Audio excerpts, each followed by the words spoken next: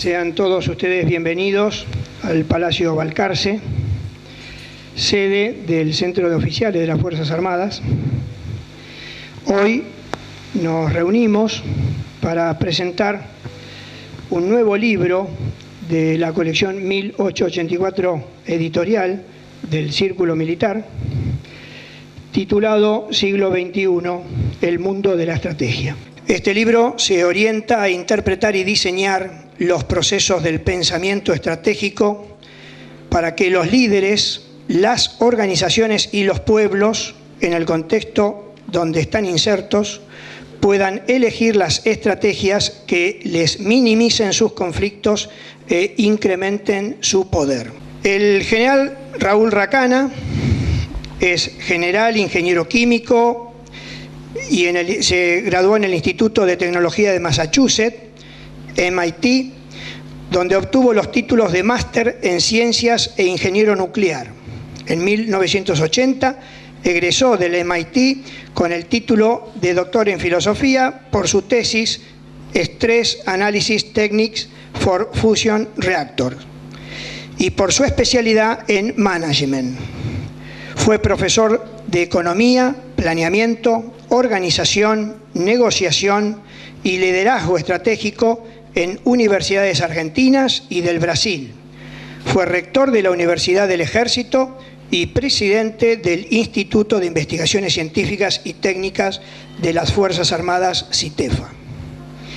Fue presidente de la Autoridad Reguladora Nuclear, miembro directivo de la Agencia Argentina Brasilera de la Contabilidad y Control del Material Nuclear, gobernador alterno de la Organización Internacional de la Energía Atómica y presidente pro tempore del Foro Iberoamericano de Organismos Reguladores Radiológicos y Nucleares. En el ámbito empresarial, nacional e internacional, se desempeñó en cargos de alta conducción. Actualmente dicta seminarios y asesora en temas de estrategia empresarial y es presidente de Syscom Telecom Argentina y de Tailored Service Proyectos Especiales, empresas dedicadas al campo de las telecomunicaciones.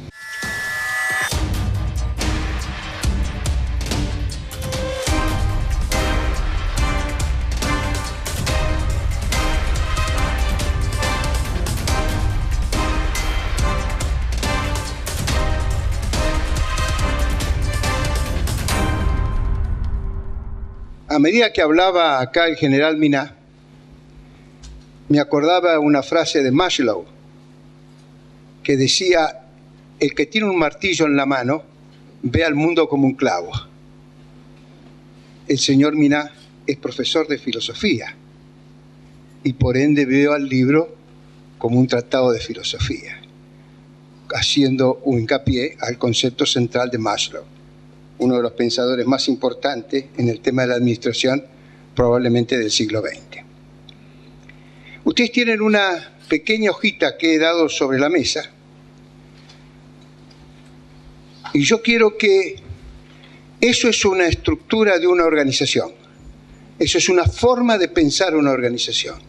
Cómo se piensa, cómo se resuelve y cómo se condiciona una organización. Miren esto, porque piensan que la esencia del libro dice que nosotros somos estructuralistas en nuestro pensamiento. No pertenecemos a la corriente clásica de las organizaciones, ni pertenecemos a la corriente de relaciones humanas de las organizaciones, sino que estamos profundamente afincados con la corriente estructuralista que dice que el mundo va a ser conducido por las organizaciones. Y que si uno sabe cómo funcionan las organizaciones, será parte de esa estructura de poder. Pero lo sorprendente es que para muchos pasa desapercibido. Y yo leí en La Nación de ayer que decía: el nuevo secretario de Estado norteamericano es presidente de la Exxon Company, una compañía que tiene 75.000 empleados. Un presupuesto de 250.000 millones de dólares, opera en 50 países del mundo. Y si que dirige esa organización no conoce la mente de los participantes de los 50 países del mundo tendrá muy poca capacidad de éxito. Por eso nosotros decimos, a través del libro, que la cultura condiciona la estrategia. La estrategia, la tarea que voy a hacer, la estructura que voy a diseñar.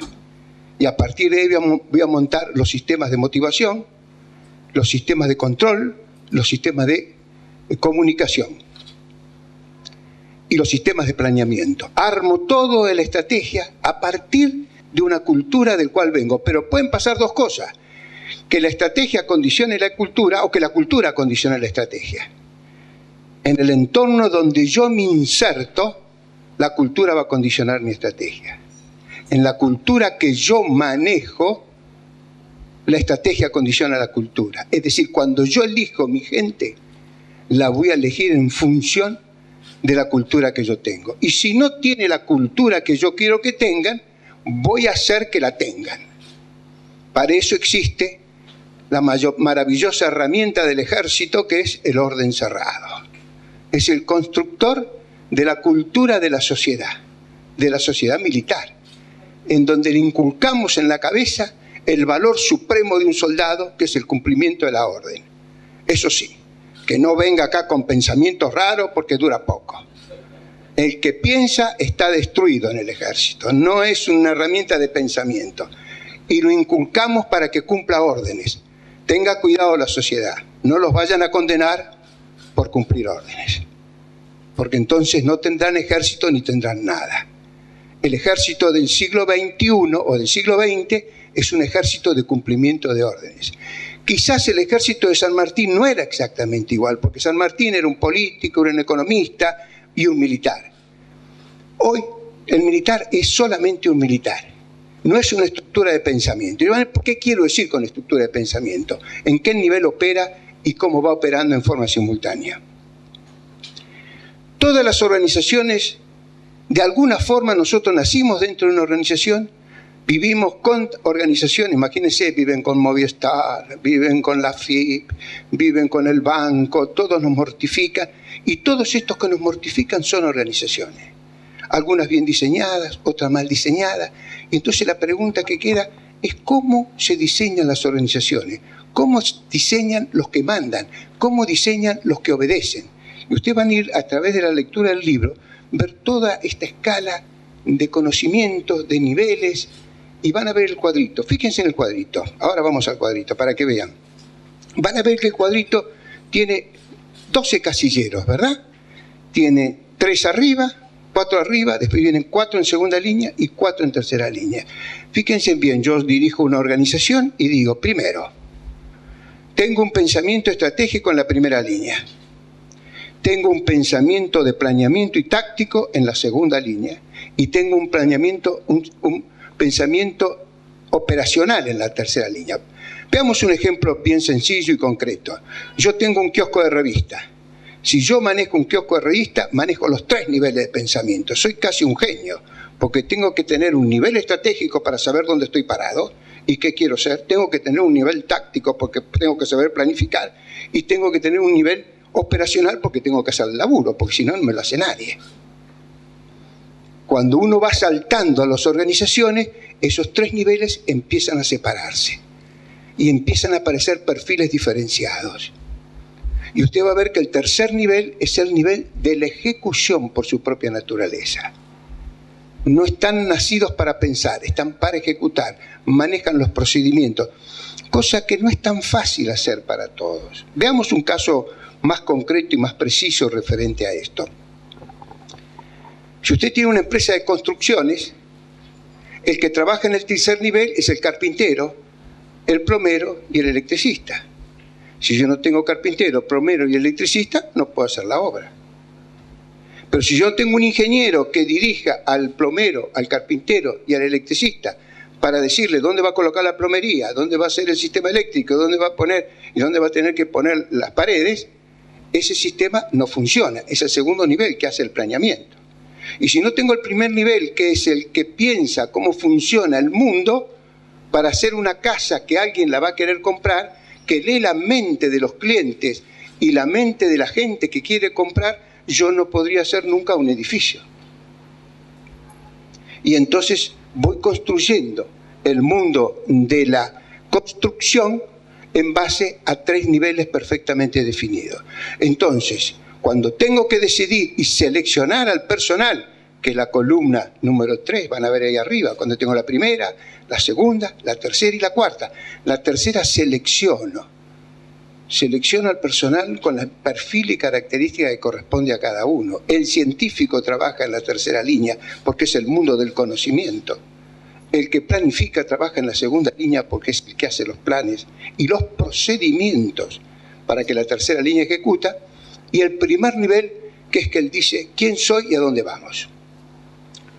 Esto parece sencillo, pero a veces se pone complicado, difícil de interpretar.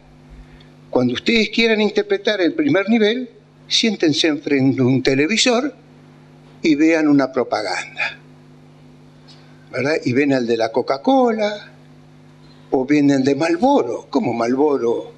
El tipo andando a caballo y fumando un cigarrillo. ¿Qué es esto? ¿Qué construyó en la cabeza de la gente? ¿Cómo es esto? Ustedes ven, por ejemplo, el automóvil. Ustedes se compran un Peugeot en la Argentina, van a Francia y está el Peugeot. Van a España y está el Peugeot. ¿Cómo? El Peugeot para todo. Y entonces usted empieza a partir de ahí, entra a pensar en el mundo de la estrategia, que cuando es altamente complejo es más difícil que la del kiosquero, porque el kiosquero, si no tiene mente estratégica, no pone el kiosco. Si no tiene mente táctica, no sabe planificar su kiosco. Y si no tiene mente operacional, que labure todos los días religiosamente y cuidadosamente, el kiosco no funciona. Pero en las grandes corporaciones empieza a desparramar esta diferencia. Y empiezan a aparecer actitudes diferenciadas. Actitudes y aptitudes diferenciadas. En el cuadrito ustedes van a ver que hay actitudes, 3 diferentes actitudes, y van a ver 3 diferentes aptitudes y una cuarta que es la conducción, que mezcla todo en la cabeza. Y entonces ustedes van a ver que lo más difícil es definir la estrategia, que de alguna forma me está diciendo a mí cómo van a pensar todos estos tipos que me rodean. Lo mismo hace el ejército, lo mismo hace el empresario y lo mismo hace hasta la iglesia y lo mismo hace el empresario, el ejército y los políticos. Todos trabajan hoy en la mente de la gente. Y las guerras, si bien siempre se ganaron en el campo de batalla, el campo de batalla hoy tiene otra dimensión.